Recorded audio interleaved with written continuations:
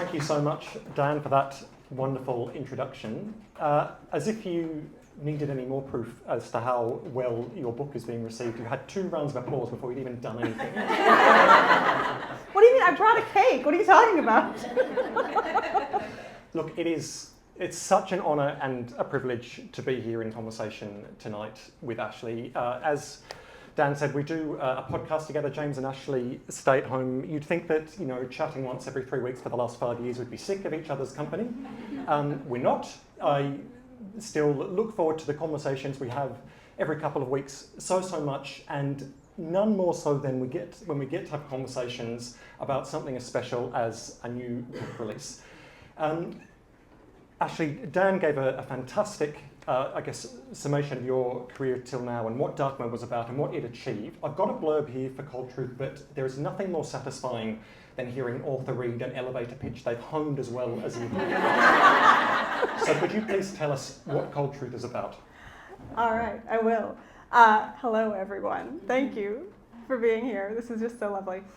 Cold Truth is a chiller set in Winnipeg, Manitoba during a minus 30-degree winter. I was going to make it minus 40, but it was too hard to get the characters outside.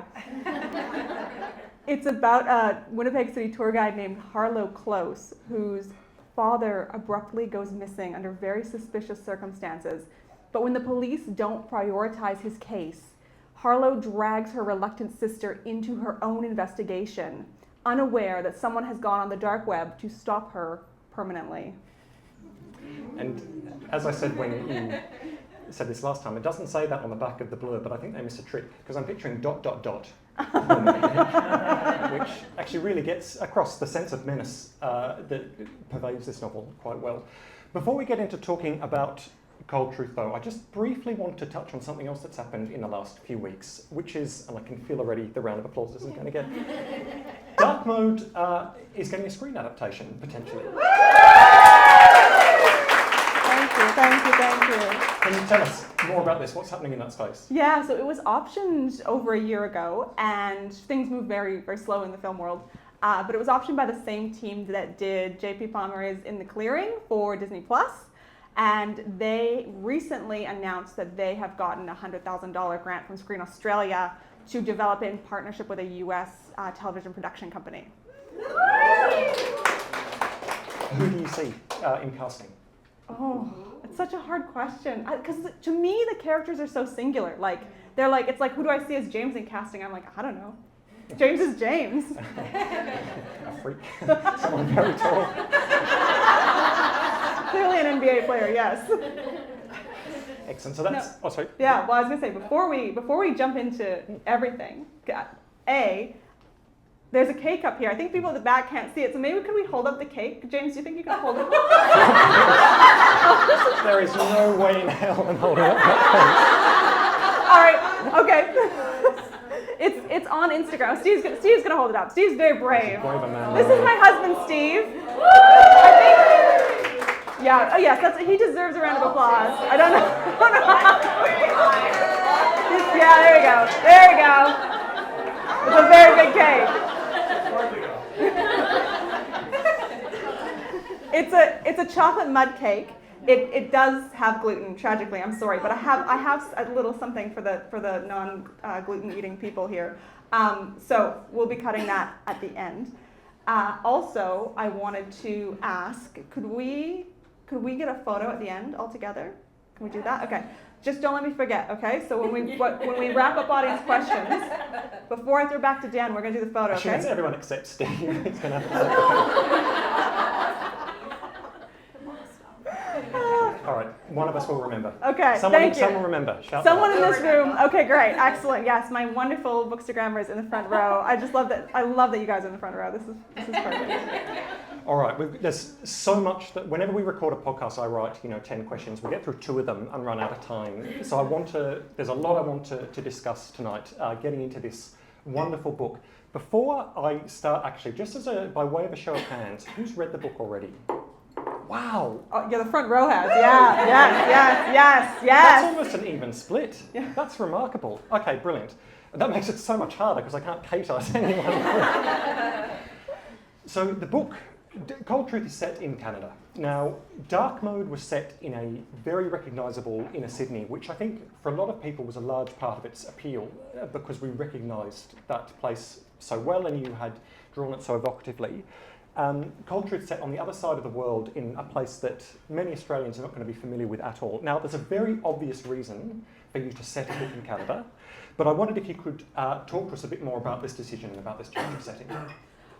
Yeah, well, before Dark Mode came out, I had to write a one-page synopsis to send out with Dark Mode to publishers. And so I thought, well, I want to write about something that I know really, really well. So why don't I set a book in Winnipeg? Because that's a place I lived for almost half my life. And it's a peculiar place. It's a place with a very extreme climate. I thought, okay, this would make a good, interesting setting for a book. And that was before Dark Mode came out, and then literally hundreds of people were like, we love it because we recognize where it's set. And I thought, oh, damn. But I was already writing Cold Truth at that point, so I barreled ahead, and I realized that, yeah, of course, most Australians have never been. Who has been to Winnipeg in this room? Okay, more than I would. It was like four or five all around, so more than I would have expected. I knew that, and being in those kind of extreme cold, like who has been in minus 30? Oh, more people that have been to Winnipeg. Okay, so a few people, yeah, okay. But for most people in the room, haven't experienced either thing, right? So I knew that I had to make part of the book about sharing that experience in a really intense way. So I made the main character a Winnipeg City tour guide. So not only does she know all about the history of the city and all these interesting facts about it, she refers to it as North America's strangest city, which I do genuinely believe. But also she's used to talking about the cold to people. You know, people who come and visit in the summer, they ask her about the cold. And I had a bookseller yesterday say to me, oh, like, you do such a good job of explaining the cold to people who haven't been in it. And I said, yeah, that's because I've been doing it for 14 years. These are conversations that I have with Australians all the time. So that was where that thinking came from. And as you've touched on there, obviously you do have a very close personal relationship with both Canada and Winnipeg. A lot of people here will be familiar with this already, but it seems like a good time to revisit it. Can you tell us briefly your Canada story and about your recent visit back there as well? Oh, yeah. So I was born in Canada, grew up mostly on the Canadian prairie, but actually when I was 10 years old, my family moved from Moose Jaw, Saskatchewan, which is prairie, same climate as Winnipeg, to Vancouver Island, which is a Seattle, Vancouver kind of climate, right? Like they get some snow, but when they get snow, it's like, shut down the schools, there's snow. Whereas the Canadian prairies is like, look, if it's minus 49, we can't legally shut down the schools, but you don't have to send your kids. So we moved to this place, we lived there for 4 years, and I was suddenly like, oh my gosh, you mean you don't have to go through winter every year? Like, people don't live through that? Like, so then we moved back to Winnipeg and we moved back to minus 40, and I was immediately thinking, oh, I don't want any more of this. Like I'm done with this. And then, and I wrote about this in How to Be Australian, this is how How to Be Australian opens. There was a winter when I was in university, and it went to minus 40 degrees, which is, happens every winter. It's like it going to plus 40 degrees here. It went to minus 40 and it stayed there for 3 months. And it was just brutal. Everybody said it was brutal. And my mother has a television in the kitchen, on top of the fridge, and she has the Weather Channel pretty much running 24/7. And the Weather Channel had a 2-week forecast, and the 2-week forecast showed minus 40, minus 40, minus 40, and then at the end it would go up to minus 5, which is like spring in Winnipeg. And I was like, okay, it's gonna be minus 5, it's gonna be fine. That whole 3 months, that graph did not change. And I realized that was not a forecast, it was an anti-suicide initiative. Wow. So that was when I decided, no, I'm leaving here for good. Someone brought me back when I got married. I did move back for a year, and actually that winter wasn't too bad. We went back to visit 8 years ago, and it was minus 30 the whole time we were there. And of course, you're there for Christmas with all the kids, and the kids are full of sugar, and you can't send them outside because it's too cold. And Steve was like, we're never coming at Christmas again. And then he got his wish because I got very sick and we couldn't. And then this year I was like, I need a Christmas with my mother. Like really desperately badly needed Christmas with my mother. So we went back for Christmas this year, and it was gorgeous. It went up to 0. Like, totally spring in Winnipeg. I built a snowman, and it rained on it and melted it. So it was great. But one thing I did this winter, for the first time ever, was I went on a snowmobile, which I wrote about in the book, because I've been on a sea-doo. I'm like, close enough. It was so much fun. I could not believe how much fun snowmobiling is. I feel like this is a secret that was kept from me, and now I'm just like, how do I get a snowmobile? Not here. Yeah. I'm moving to Threadbow. As you said, the book is set in Winnipeg, and Winnipeg is very much a character of the book in itself. And as you say, you describe it as North America's strangest city. Can you expand on some of the genuinely batshit crazy details about the city that you explore in this book? Winnipeg has made headlines for being colder than the surface of Mars. Because of that fact, there is a portion of Mars that is named after it. It is the Slurpee capital of the world. I couldn't even get this into, there's so many facts I could not get into the book. So Winnipeg, Slurpees from 7-Eleven, like literally the branded 7-Eleven Slurpee. Winnipeg is obsessed with them, which it should not be, because most of the year, why would you want a frozen beverage? But for 23 years now, in a row, per capita, Winnipeg has sold more Slurpees than any place in the world that has a 7-Eleven. And the city is so proud of this fact. This is like, oh man, look at how many Slurpees we consume. Yes, so it's a very weird place. But I want to tell you about If Day, which is something that I feel like the city should be celebrating and should be commemorating. And yet I had never heard of it until I interviewed a Winnipeg City tour guide to write this book.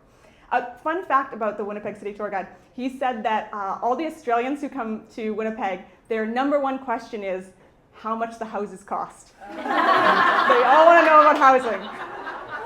And I can tell you how much the houses cost, because Steve and I owned one. We paid $100,000 for a 3-bedroom house with a yard, with a standalone garage that was walking distance to downtown. Take minus 70 for that. That's ridiculous. Now, granted, that was 2009 that you got married, but still, I mean, compared to here, right? But, okay, let me tell you If Day. So, in February 1942, Winnipeg staged a Nazi invasion of itself. It had 3,500 troops fight a mock battle north of the city. The Nazi uniforms were shipped up from Hollywood. Oh my God. The Nazis won. They marched into the city. They arrested the mayor. They arrested the premier. They went to libraries and they had book burnings. They went into restaurants and they arrested the patrons. They got onto buses and they kicked off the passengers and demanded identity papers. They had a big parade up the main street, which they renamed Adolfstrasse. They renamed the city as well. They put out the paper in German that day, and they put out the radio broadcast in German that day. Now, I know people who've read the book and people who heard me talk about this before, you know why, but just give everyone else in the room a second to consider why Winnipeg did this crazy thing. Who knows? Robert knows. It was to raise money for war bonds. It was all an exercise in showing people what Europeans were going through. They wanted people to psychologically experience it, even though obviously the people in Winnipeg knew this was, not true. It was so successful that in today's dollars, it raised the equivalent of $1 billion just from Manitoba alone, which did not have a huge population at the time and still doesn't. And I love this story. It's just so amazing to think about how many organizations were involved in making this happen. And I will say the library books that were burned, they were discards. They were organized with the library. They didn't just pull random books off the shelves. But whenever I think about this crazy story, this crazy Winnipeg story, I think about, there had to have been a few people in the city who just didn't know this was happening. They'd been on holiday or they'd just woken up from a coma and they looked out their window and thought, oh, we're under attack. We talked about this the other day, and my thought about this was, maybe that's what's happening now. It gave me so much hope. I was like, oh, that's why Elon Musk did the thing. Okay, that makes so much more sense. Just raising a war bonds. but no such luck. So there's so many facts in this book. Like, it's like a Ripley's Believe It or Not. It's astonishing, and there's so much stuff that you just like.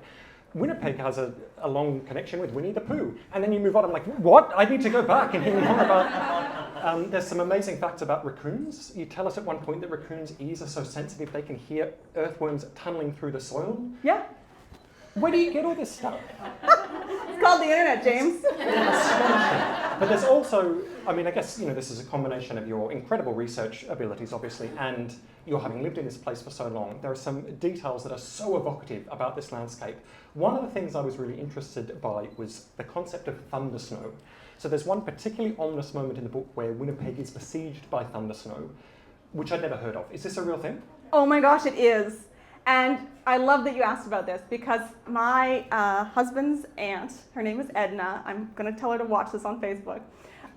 She was texting me because she's a big crime thriller lover. I got her Benjamin Stevenson's latest book for Christmas and had it signed, and it was the first time she's ever had a book autographed to her, and she was so excited. So while I was working on the book last year, I was texting her, and she was like, oh, we've got thunder snow right now. And I was like, oh. Because I don't remember thunder snow, but as soon as she said it, I thought, I've got to put this in the book. And it's literally a thunderstorm, except the storm is snow and not rain. And it's pretty rare, but it does happen. And it was just so serendipitous that she texted that to me at that time, because I thought, yes, I need to work in, thunder snow has to be in this book. So it is. While we're on the subject of Canada, you've got some Canadian food. I do. And I love, there's one point in the book where you write the line, the tall man unwrapped a coffee crisp, and then some shit goes down. So I'm not going to unwrap the coffee crisp, but you've got a coffee crisp. James refuses to eat the coffee crisp, so just a warning. Now, first of all, I need you all to admire. My publisher, my amazing publisher, Robert Watkins, made this at home for me. Yeah, and the matching, this is just, so amazing. And obviously I'm going to treasure it forever, and it was perfect because it fits all my launch goodies. So the coffee crisps are in here, and they're just a chocolate bar. They happen to be Steve's favorite chocolate bar, which is probably why I thought of them when I was writing. Are they only sold in Canada? Yes, they are a Canadian chocolate bar, but someone on the wonderful internet told me that apparently, they're Nestle. So Nestle launched them here in the 70s. So I don't know if anybody remembers. Apparently it was very short-lived. They didn't take off. Australians' coffee crisps didn't work. They have good coffee. They don't need a fake coffee bar. And I'm sure they probably tried to launch them in the US as well, but you can't get them in the US. Canadians love them for whatever reason. So they're little wafery bars that are like very sweet. They're like 95% milk chocolate with like a hint of coffee in them. So we will be doing some trivia, and I'm going to be hurling these at the trivia winners later. Whoa, but that was almost disastrous. But I have something else. I brought something else, and this is very special for the Sydney launch, because only the Sydney launch is going to get this. Is my only bag of dill pickle chips that I was able to bring. So Manitoba is obsessed with dill. One of Manitoba's signature flavors is honey dill sauce, which they use for chicken fingers. They dip their chicken fingers in honey dill sauce. The other thing that they love is dill pickle chips. And growing up, I just assumed this was one of the standard chip flavors. Like sour cream and chive, salt and vinegar, dill pickle. Because this was before there were all the fancy weird chip flavors that we have now. There were 6 chip flavors, and this was one of them. But it turns out, no, this is a very Manitoba thing, and this company, Old Dutch, was started in Winnipeg. So I brought back a bag of dill pickle chips, and what we're going to do is, first we're going to get James to try them, and he's going to tell you what he thinks of dill pickle chips. We talked about this on the podcast a couple of weeks ago, that I didn't know what a dill pickle was, which was embarrassing enough. Oh. To my childhood in this bag. Oh, wow. It smells like dill. What? No, it's a dill pickle chip. It is genuinely just what it says on the tin. It tastes like dill and pickles. I don't know why I'm surprised. It tastes like raspberry cheesecake. Okay, so I'm gonna have a dill pickle chip because I haven't had one in a long time. Oh yeah.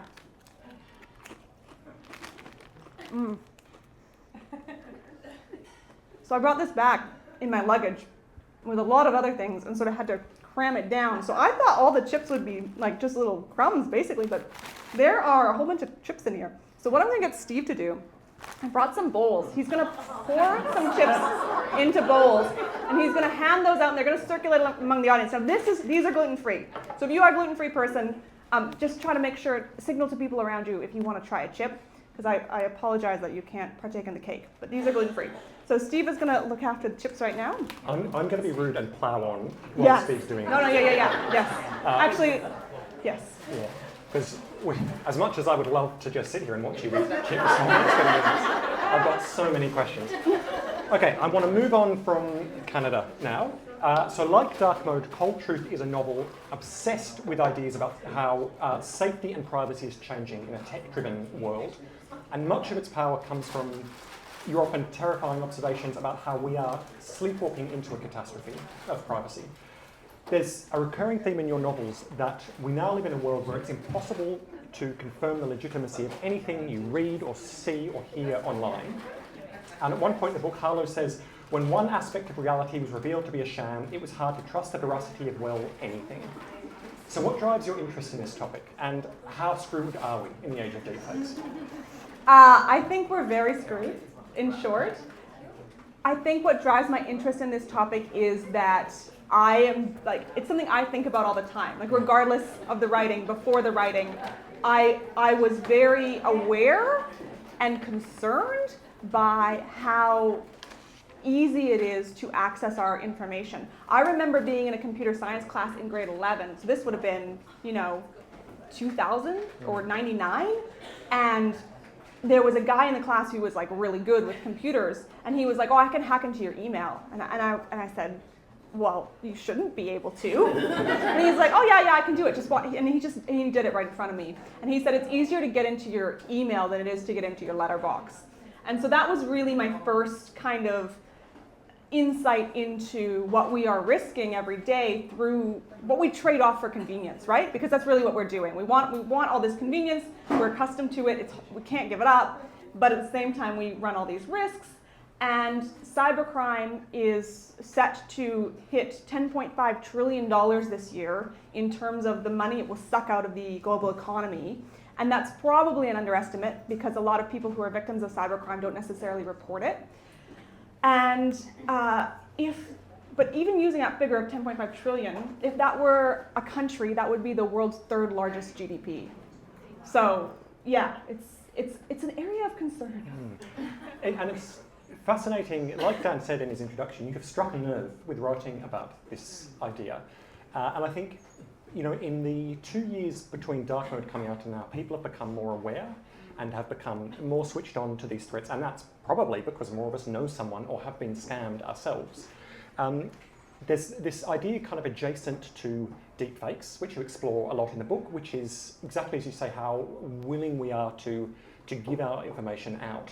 And you do some really interesting things with this in the book, in that this both helps and hinders Harlow's investigations, as she is both a victim and able to exploit other people's willingness to share information. How do we stop ourselves from being screwed over by this in the way Harlow is in the book? You're like Steve and you have no internet presence. Yep. Ironically, my husband works in tech and he has no internet presence, whereas I'm like, everybody, we should be really afraid of tech, but I'm on Instagram like 5 hours a day. Recently I found out scammers actually, one thing that they'll do is they'll look at your social media pictures, anything that's public they'll look at, and if you have like a yard or a pool or even a pet, they see that as, this person has disposable income, this is someone I can try to get money out of. So that's what you're, when you're sharing these things for your family, for your friends, you're also signaling to scammers that you are someone who is potentially a target. When all we're trying to do is make ourselves feel better. Make our friends feel worse. Well, this is one of the things I wanted to do with Harlow, is like so Harlow is the tour guide in the book. She is the main character, and she runs a company called Secrets of Winnipeg. And the way she promotes it globally is that she has an Instagram called Secrets of Winnipeg. And she shares stuff about Winnipeg, but because she's kind of the face of the feed and the face of the company, she ends up inadvertently sharing more about herself than she realizes. And that's one of the things that she comes to learn over the course of the book, is just how much there is online. And actually, James, we were on the podcast talking about Cold Truth, and you were saying that you were looking up someone. Yeah, there was someone that I'd been friends with in high school who wasn't on social media, and I was trying to find, an online presence so I could get back in touch with her. I thought if I Googled her name, I might find a LinkedIn or something. I didn't, but what I did find was her resume that I think what had happened was an employer had accidentally uploaded this to a website, and it was there with her address, her email address, her phone number, where she went to school, her date of birth, all her previous employment details. So, even if you're trying your level best to stop this information from getting out, there's no guarantee that someone else isn't going to do it for you. Well, and that information, that's so much, if you think about how much information that is. And there's someone in the room whose taxes, someone broke into her MyGov and filed her taxes on her behalf, and of course made up a bunch of stuff so they could get a bunch of deductions. And luckily that was sort of caught, but of course it just causes ongoing problems, right? And then for her partner as well, there's some concerns about they have information about all her partner's finances also, and her employment and all of these things. And once that stuff's out there, how do you take it back? You can't take it back. I'm really interested to see, a whole emerging genre of novels come out of this space even more in the coming years, and to know that we were here on the ground floor with the original. I want to ask some questions now about researching the book, because you did a phenomenal amount of first-hand research, both intentionally and intentionally, for details in this book. Now, as Ashley's alluded to, we recorded an episode of the podcast talking about, we should have made that a condition for entry. People subscribe to the podcast. Anyway, we did an episode of the podcast talking about this, and Ashley described how she came to know what firing a handgun feels like and how to break into a house with a credit card.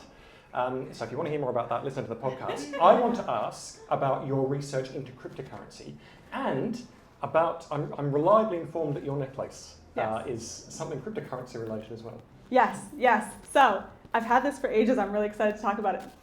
There's a company called Crypto Steel, which is just a great name. They produce a product where it's not a necklace. They don't produce a necklace. They produce a product that's sort of this, it's slightly bigger than a cigarette, but sort of that cylindrical shape. And you can put, and then they sell that with all the letters of the alphabet in steel. This is stainless steel.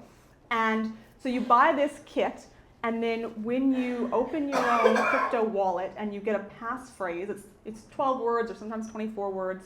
Now that passphrase you can't change. It's not like passwords. You can't click forgot passphrase and reset it.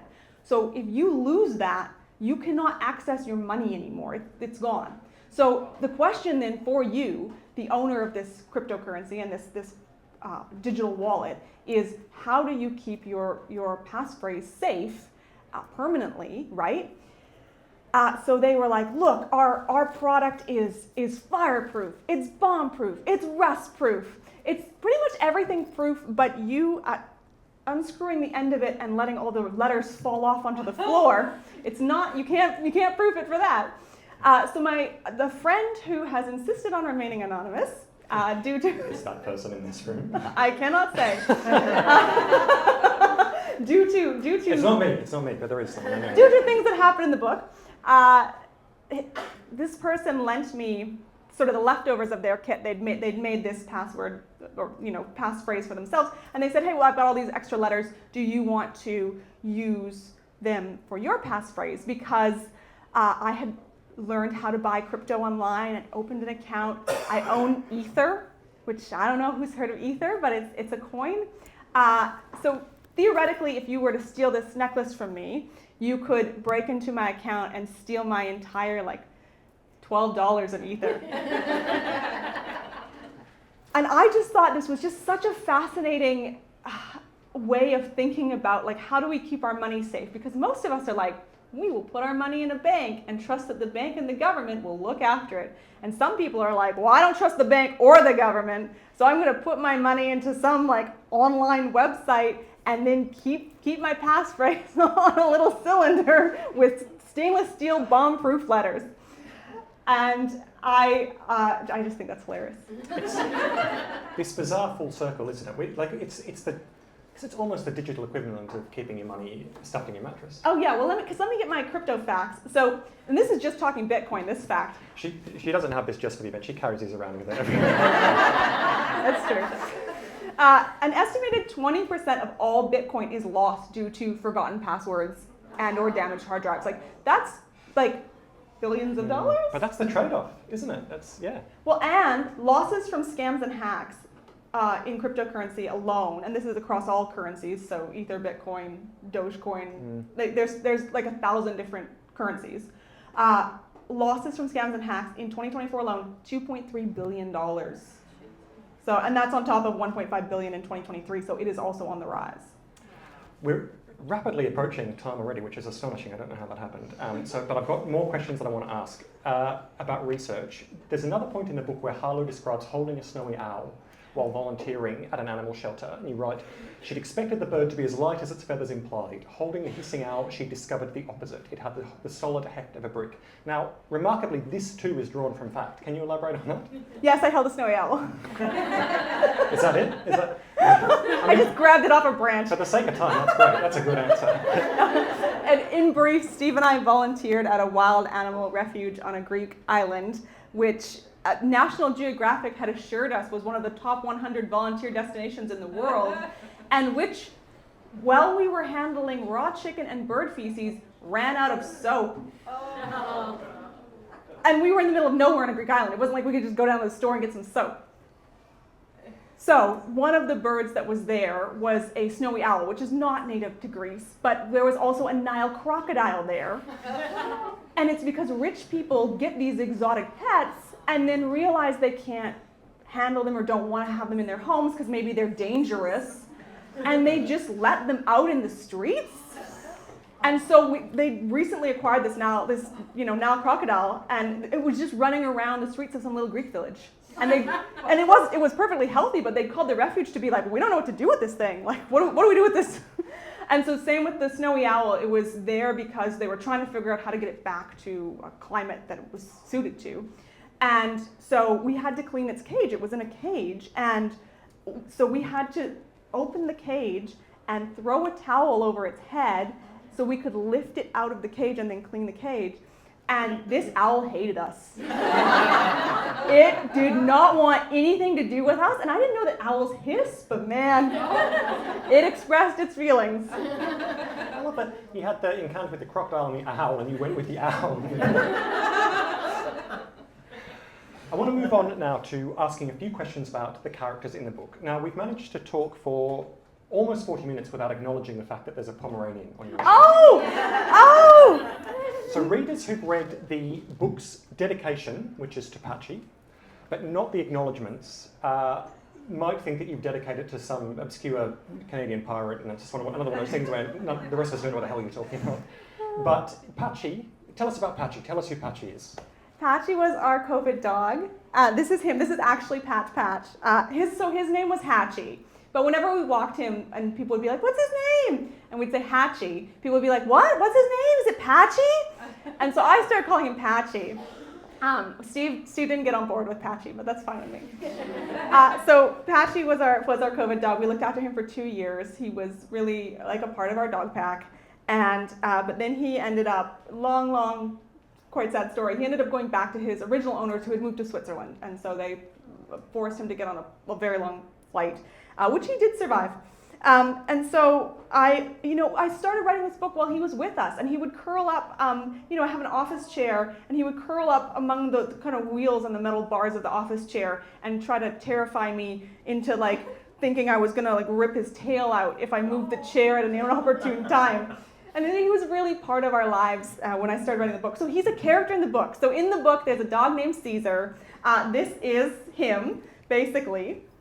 He's a little better behaved in the book than he was in real life. But... Yeah, my mum's rug. You want to tell that story quickly? So James met Patch. Yeah, and he was a lovely little dog. Steve and Ashley came and stayed with Me and my mum in Coonabarabran in the Central West, my mum had an elderly border collie that was not used to having to share the house. And really, really uncharacteristically, like, she was such a beautiful, gentle old dog. And Steve and Ashley were there with Patchy, and I think maybe on the third night, Fly... No, it was the first night. It was the first night. Fly just went into their room and just shat on the rug. She'd never done that before. And it was just like a snowy owl. It was very clearly her saying, I want that dog out of this house. But, so one of my favorite things is that Culture has fan art, which is amazing. And there's a graphic designer who read it, and in the book, the sister owns the dog. Her name is Blaze, and she likes to dress the dog up in all kinds of she has parkas for him, little outfits. He wears a Hawaiian shirt at one point. So on the last page of the book, the temperature goes up to -3. Every chapter starts with the temperature, and it's like minus 27. This is the Mona Lisa. It's astonishing. Every time you gotta get a picture of Patch in his frog costume. Every chapter is like minus 27, minus 25, minus 15. The very last chapter, it goes up to -3. And the copy editor circled that, and she said, Ashley, is this a typo? Is this supposed to be -30? And I said, no, the temperature can swing that much. Like, it can go from minus 25 to -3 in a day. And I signaled that it was a very warm day because Caesar, the dog in the book, was wearing a Hawaiian shirt. But he also has a frog costume, and this is a picture of Caesar in his frog costume, which this graphic designer took from my brain and made into a real picture. And she also made this. Her name is Davina Finmore. She lives in Melbourne. She also made this. So this is a photo or an image she drew. She said this is how she felt when she finished reading the book. Yes. So she's a real sweetheart. He was a lovely dog. He was a very sweet dog. He was a good boy, sometimes. I have to make this a quick one. I'm sorry. As I say, there's so many more questions. I'm actually really annoyed all the time I wasted writing so many questions. One of the book's key themes is sibling relationships, and specifically sisterhood. Now, you've beautifully brought Blaze and Harlow's complicated and nuanced relationship to life. And it rings really true in some profound and quite painful ways. But among Blaze's many wild and grating traits is her trying to get rich with a multi-level marketing scheme. Now, you've told me that this was drawn from real life in some way or another. Is that right? Oh, well, yes. As well, yeah. Who's listened to the podcast The Dream? Oh, yeah. Yeah, it's good, yeah. So, if you like crime-ish podcasts, but you don't like anything too violent, The Dream's perfect, because The Dream is about multi-level marketing, which is just another term for pyramid scheme, right? So I love that podcast, but I think I must have listened to it after.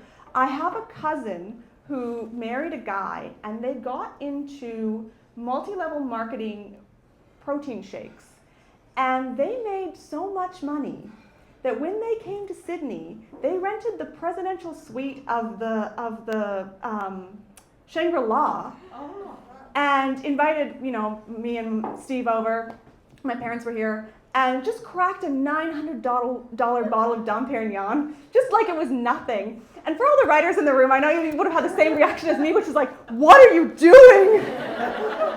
But the statistics are that they are literally the 1% of people who make money in pyramid schemes. 99% of the people who get involved with them end up losing money. And so so here's the thing. Harlow runs her business, Secrets of Winnipeg. It's a small business, but it's her livelihood. Her father also is a small businessman. He runs a storage company.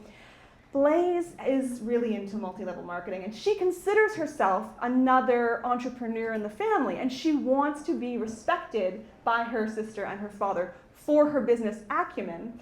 She started with crystals, and by the time the book starts, she's moved on to weight loss coffee.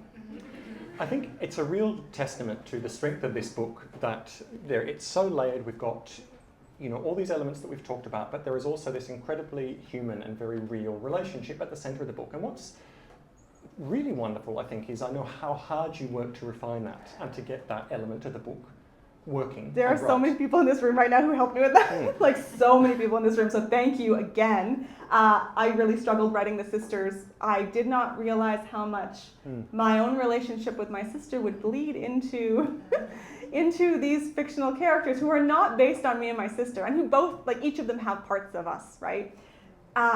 it made it really hard to just see them on the page. Like they just were so muddled in my mind. And so the reaction to them from early readers has been really, really wonderful. Because the thing is, Harlow loves her sister. Like she loves her younger sister, but they're so different and they just don't agree on anything. And because of some things that happened in their past, you know, around how they lost their mother, Harlow kind of had to step in and be a substitute mom, but also harbors some difficult feelings towards Blaise for that. And as I say, it's such a rich and layered and successful book, and I think that's just one more element, you know, to what's a really remarkable novel and a really incredible accomplishment. Thank you. Very quickly before we get into trivia and questions. That's right, you didn't know you were getting trivia, but you are. Your next book. Oh, yes. Book 5. Are we allowed? Is the title on there? It's not an announcement. No, it's still secret. It's a secret title. Sorry. If we weren't on Facebook Live, I would tell you. So is it? Oh, I can do it. Yeah. Oh, my publisher's here. Okay. All right. Well, you heard it here first. The title of book 5 is Like, Follow, Die. I like that reaction. That was perfect. Thank you. I'm glad we got that on film. I'm lucky enough to have read it, and I mean, look, I would say this obviously sitting up here, but I genuinely mean it. I think it's the best one. The three thrillers. It's phenomenal. I can't wait for it to. I mean, I'm so excited for Cold Truth to be out in the world and to find its audience and for us to spend 12 months watching that happen. But I'm really excited to see Like, Follow, Die come out. There are only 4 people, I think, who have read it. I think they're all in this room right now. Oh, excellent. Yeah. So if we all die.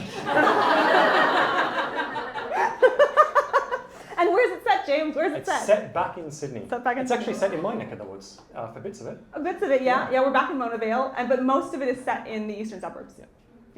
So that's something to look forward to. Put that in the calendar for this time next year. So, in a minute, I'm going to throw the microphone out for questions. So have a think about. Oh, wait. Mm-hmm. Sorry. Are we doing trivia? I was going to trivia first. Okay. I see. Think of your questions. But before we do that, Ashley is going to reward some people who've read her book closely, or know things about Canada, or who have just listened tonight.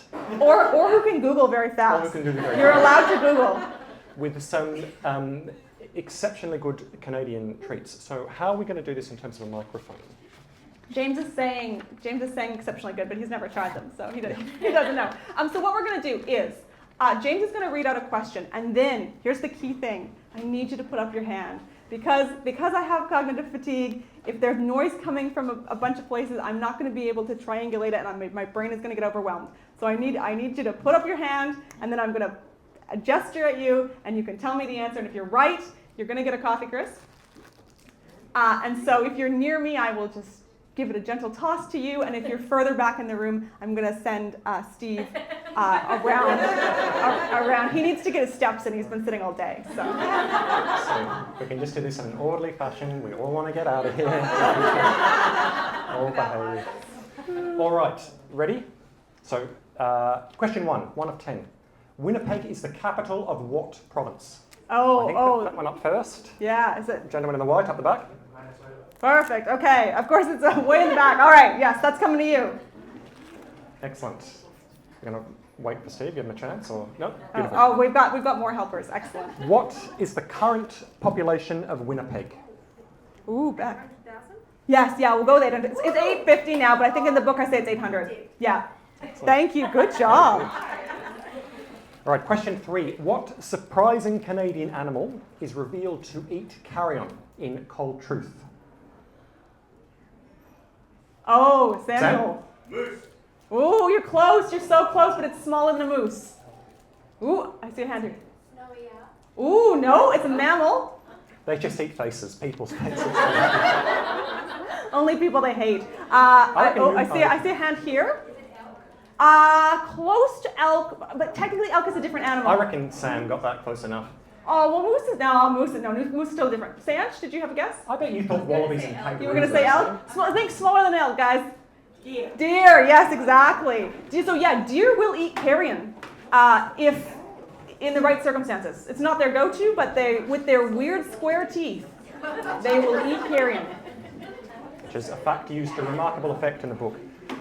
Question 4. How quickly can you die of hypothermia? Lizzie. 10 minutes. 10 minutes. Yes, you can. Whoa, good catch. You can die of hypothermia in as little as 10 minutes. Question 5. What is Harlow's favourite coffee shop?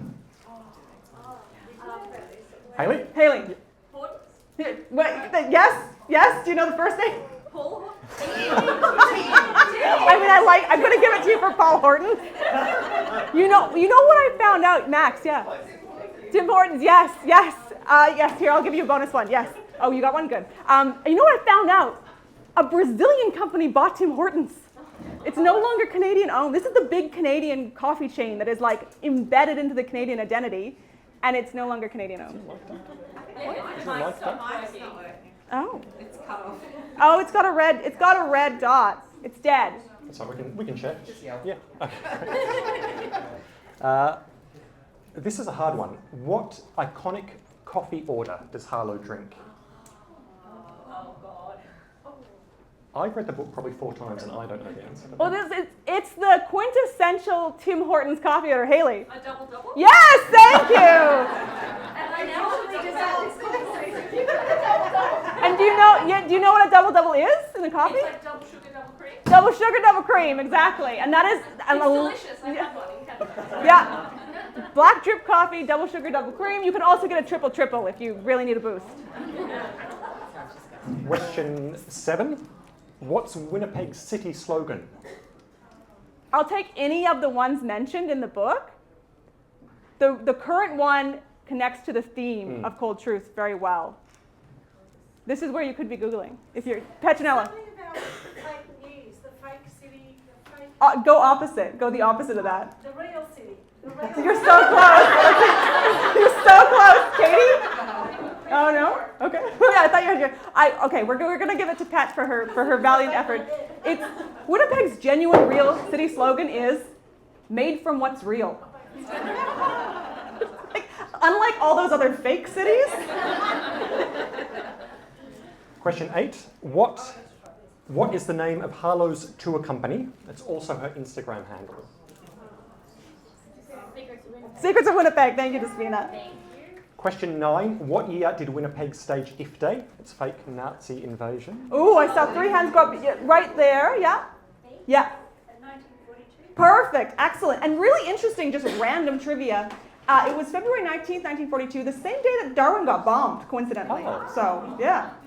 Another interesting fact, the fake Nazi soldiers in Winnipeg had the exact same problem that the real Nazi soldiers had in Russia, which was that their uniforms were not made for -30. Last question. This is the one you thought people wouldn't get, but I think people will because it's part of a really memorable bit of the book. What was Blazer's childhood nickname? Oh, I see people thinking really hard. I love it. I'll give you a hint. Ooh, Renee. Cheer something. What's his name? The mascot. You're so close. It's Chester from Cheetos. Yeah, we'll give it to Renee. She was very close. Good job, Renee. That was great. All right, we've got 5 or 10 minutes left for questions. So many hands up at once. Oh my gosh. Josh has been up first. I'm going to do the double barrel. Okay. The first is And I'm going to remember to repeat. Tim Hortons before. What's your loyalty to Tim Hortons? Are you a Timbits or a Dunkin', Munchkins? No, Dunkin' Donuts. For the sake of the live stream, I've been asked to repeat that, which is a shame because I have no idea what any of that stuff is. I can repeat it. Yeah. It's what's my loyalty to Tim Hortons? Or am I into Dunkin' Donuts? And that was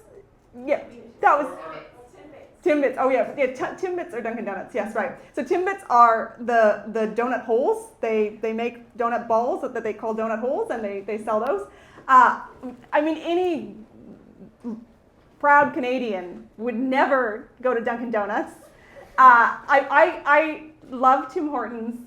Last time I went to Canada 2 years ago in the summer, I made the mistake of going and getting one of their sort of classic beverages, which is an ice cap, which is an iced cappuccino that comes out of like one of these machines. It's basically like a Slurpee for grown-ups. Legit tastes like plastic. I got so addicted to these things. I had to go for one every single day I was there. Like I couldn't function, and I couldn't drive. I didn't have a vehicle to get there myself, so I had to like get one of my family. I was like, you gotta take me to Tim Hortons. We gotta go. I gotta get an ice cap. We gotta have one. So this time I said to Steve, for all of our sanity, I was like, I'm not going to Tim Hortons till the last day. And then on Boxing Day, which is about a week before we left, Steve's brother-in-law was like, hey, you want a snowmobile to Tim Hortons? And I was like, yes, I do. Excellent. It seems like you're really putting Winnipeg on the map. So why are you launching the book here? What are they doing for you? The question was, how much is Winnipeg paying you for all this publicity? One of my high school friends is the vice president of marketing for Travel Manitoba, and they're doing nothing for me. Nothing at all. To be fair, who wants to go to Winnipeg after reading the book? You do not pay. He jokes that he has one of the hardest jobs in the world because he's like, I gotta sell Winnipeg in winter. Yep, Sam? Ashley, Book 2 syndrome is a real thing. If you encountered that, what did you do to overcome it? Is Book 2 syndrome a real thing, and how did you manage it, if so? Oh my gosh. Can I answer this for you? Yeah. Yes, it is. Can I tell the story? Yeah. Actually? Yeah, so when there was one point, this was not an easy book at different points. Keep in mind, this is also my fourth book. It Yeah. is my second novel, but it is my fourth book. I think reading this book as it is now in its finished form, it's so gratifying to me as a friend and a reader to see how phenomenal this end product is. And I know that's because so much blood, sweat and tears went into this, but there were points where you were really despondent about it. And I remember having a conversation with you where you'd had an editorial back and you just weren't sure how you were going to fix some of the problems that had come up. One of my recurrent bits of feedback for the book was, I don't like some of the names. It's purely aesthetic. This is not helpful. One particular name, especially. Scott was called Rockwell. Yes. And I was like, I don't like Rockwell. I think you need to change Rockwell. And every time you were like, oh, we'll see, I'll take it or leave it, maybe, I reckon it's all right. And obviously weren't going to do anything about it. And I remember... I remember having a conversation, when you were feeling, you got this edit back and you were struggling, and I said, I'm still not sure about Rockwell. And you were like, okay, it's done. I cross it out, it's finished. And there was so much despondency, and I felt so sad to hear that you were at a point where you're like, okay, whatever, I'll change every name in the book if I have to. So I know this was a question for Ashley, I'm sorry I've taken over, but from an outsider, yes, it was a real thing, and you got past it by working incredibly hard, by not being discouraged, by not giving up, by relying on the support of your friends and family to get you back in front of that manuscript every day, to get it finished and to get it to the point that it's at now, which is, as I say, such a wonderful book. And at the risk of the AFP breaking in here and arresting me, I'm going to be very sincere for a minute. And I've been reading this book about chronic illness this week. It's called The Lady's Handbook to Her Mysterious Illness by Sarah Rainey. And she has been chronically ill for 17 years. And she has a chapter where she talks about the power of community and community as medicine and friends as part of healing. And I just want to acknowledge how many people in this room are personal friends and have been huge, huge supporters and have been so wonderful to me and helped me in so many ways. So thank you so sincerely, because I genuinely believe that is part of why I continue to get better from my chronic illness.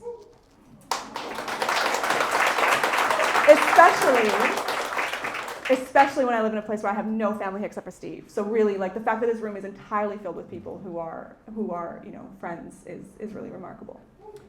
Sorry, I answered the question, Sam, for you. That was a better answer than I would have given. That's totally fine. Awesome answers, but just want you to shout out to Steve for being brave enough to lift that cake.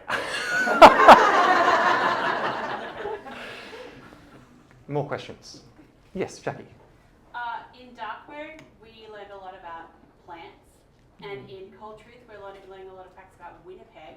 I was wondering, what fact odyssey would you take us on next? Again, for the live stream, we learned a lot about plants in Dark Mode, a lot about Winnipeg in Cold Truth. What are we learning about next? How do you feel about Andrew Tate's manosphere? One of the characters is a teenage boy. Yeah. tell you what, the research for that was phenomenal. The conversations we had, like, what does a teenage boy do? What do they think? Like, Oh yeah, one of my writers groups is all guys plus me, and it was so good because I gave them all the teenage boy chapters, and I was like, okay guys, like, what do you think of this? and they universally were like, well, then it's going to be a lot more masturbation. Which I, for the record, refused. More questions? Yep. Hi, I'm going to read your memoir next. I just wondered Thank you. what you felt about the difference between writing fiction and non-fiction. I love non-fiction as much as I love your fiction. The difference between writing fiction and non-fiction. Yeah. That was a statement, but you got, Yeah. yeah. So my first book was a combination of fiction and essays, and my second book was a full-length memoir. And I tended to write nonfiction mainly back then because I liked to be constricted by the bounds of reality. And what freaked me out about writing fiction is I'm like, you could do anything. Like anything could happen. Like I could stick a dragon in here theoretically. So, which I kind of regret not doing. So I think that was the hardest part of that transition was figuring out, okay, if I'm not constricted by the bounds of reality. And I think that's why I work in so many true facts. And I love that one of my readers, Renee, who's up here in the front, who she posted a photo. She was reading the book, and she was like, my kids are playing at a reptile patting zoo, which is great because I can enjoy my cocktail. And she had a beautiful coconut margarita. And I thought, where in the world is there a reptile patting zoo and a cocktail bar? And she's like, oh, it's my local pub. Which was not my childhood experience. But she had also posted about how she had stopped. There's a line early in the book about the U-Haul babies. And just a reference to this terrible thing that happened with the U-Haul babies. And that's a true Canadian case where a number of, this is horrible, but a number of infants were found in a storage facility, in a storage locker in Winnipeg, and they had died. And so I planted like all these true crime cases. There's just references to them in the book. There's another one that's the Greyhound bus beheading, which was a huge true crime case in Manitoba. So there's all kinds of things that even in passing are true, and I think it's because I still do love nonfiction. We've got time for one more question, Dan. Yep. Down the front here. Had to watch Storage Wars after. The facts in this book kill me. Who was your favourite character to write? Oh, Caesar. Yes, the dog. Caesar 100% was my favorite character. That was a quick one. So one more. Yep.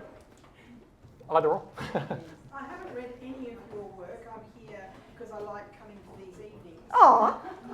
What do you have any presence of Indigenous Manitobans in your books? Yep. Do you have any presence of Indigenous Manitobans in your books? So I have references to the First Nations people of Manitoba, and I actually reference Katharina Vermette in the book. I don't know if anybody knows that author. She's a Winnipeg author. So she is Métis. She incredibly successful, published overseas.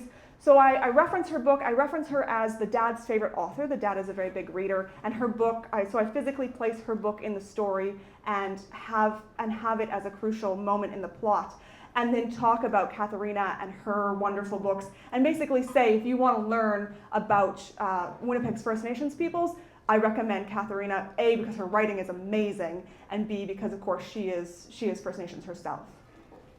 Fantastic, excellent. Okay. Actually, So, two things. One, we have book club questions. So we've got these beautiful printouts, courtesy of Ultimo Press. They're up the front at the signing table if you want to grab a copy of those. They're also on my website. And can we do the photo? Yeah, the photo. Yeah, okay, so what I'm going to do is I'm going to come right here. I'm going to come right here so I'm part of the crowd. I'm going to hold the book. And then Steve's going to hold the camera up real high. I think that was a hint.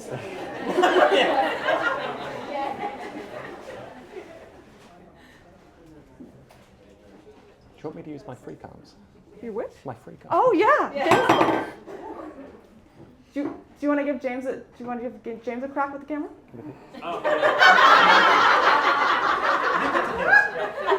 I mean, I love you, but You can get in. you can get in here. Get in here beside second. Hey, you.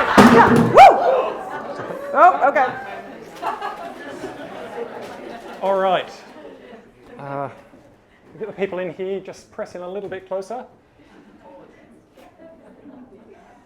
All right, excellent. Everyone say cold truth. Cold truth. And once more. Cold truth. Fantastic. Thank you. All right, now. Thank you. That's a round of applause for both of you. Your mic was very dramatic. So, a couple more things. When we officially wrap up, I'm going to go and cut the first slice of cake. And then I'm gonna immediately go to the signing table. I want to say hello to everyone. I want to chat with everyone, but I have to go to the signing table. So I'm gonna cut some cake. We'll get a couple photos, and then I'll take my cake and go there. Also, before we wrap up, I want to say a huge thank you to many people, but especially Roaring Stories for putting on events like these. Thank you, Dan, Shanti. Thank you so much to the Royal Oak, but thank you especially to my fantastic publisher, Robert Watkins. I appreciate so much. You told me you were going to help me make this a book I would be proud of, and you were absolutely right, and I trusted you all along. My incredible agent, Pippa, who is amazing. All of the Ultimo Press team, especially Zoe, who is my publicist, who is here tonight. All of the people who helped me work on the book, the number of you in the audience is amazing. I want to say a special thank you to James. Now, James, I have some gifts for you. Thank you. It's really, really special that you're here tonight, and a lot of people in the audience know why that is. So I just want to give you these very Canadian gifts. So first of all, I'm going to open your present for you.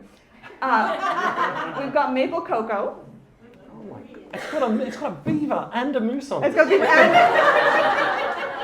that's how you know it's real. I'm going to give you, these are snowballs. They are, Morton's of Winnipeg is an old Winnipeg chocolate shop. So they make a product called snowballs. Thank you so much. You're very welcome. If the chocolate's half as beautiful as the box. And then I have something very, very special. So I'm going to get you to open that. So now, this is inspired by Blaze. James, many of you will know James and I host a podcast about writing and health because James also has chronic health issues. So I thought, what would help him more than crystals? So this is crystals and essential oils together, right? And branded for energy. So James, you're going to be feeling amazing. I'm not going to put it on now in case it works. I don't. I'll try it tomorrow morning. Thank you very much. Tell you what, I'd do whatever. I'd put this wherever it needed to go if it was going to work at this point. It looks like it's got gold. Is that gold? It might have gold. Gold plates? Gold's good for you. No wonder Blaze is rich. Blaze is very much not rich. Thank you very much. Thank you for doing this. You're amazing. And thank you for so many wonderful years on the podcast. And I'm going to hand things over to Dan. But finally, thank you to all of you again. Thank you.